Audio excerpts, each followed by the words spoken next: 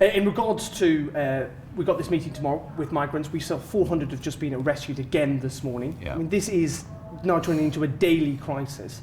What do you want to see the Prime Minister, on behalf of Britain, do at that summit tomorrow? Well, Mrs Mogherini, who is the Foreign Affairs Chief in the European Union, part of the European Commission, has put forward a 10-point plan to be discussed by all the Prime Ministers and Presidents tomorrow. Part of that plan is for EU burden sharing, which means that however many come into Italy and Greece or wherever it may be will then be distributed evenly across the European Union.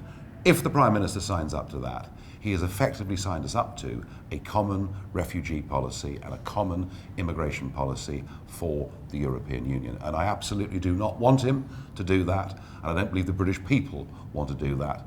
We must make our own decisions on this. I mean, we may well say that given that we bombed Libya, given that we caused this instability, given that it's now almost impossible for Christians to live there, that we want to give some refugee status to a few thousand Christians. But that decision should be a British government decision and not one taken at an EU level. But we all know that the only way, and most of these refugees are from sub-Saharan Africa, they're going through Libya, but the only way is to make people's lives in sub-Saharan Africa better. And surely that is one of the things that international aid helps to do. Well, if international aid worked, we'd feel very differently about it. I am perfectly happy to redirect some of the money that we give to Brussels to sub-Saharan Africa in the short term to try and make life a bit more livable. But the real point is this.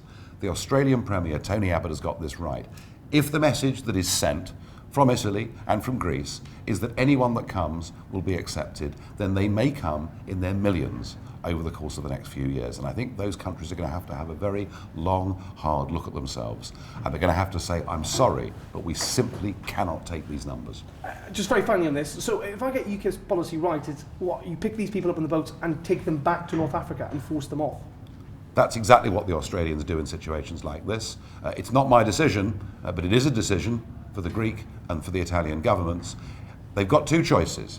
Either they say, we're very sorry, but we can't accept these people and we will safely transport you back to where you came from. Their alternative is to say, of course, we'll take you in. If they choose that route, then many, many millions more will come.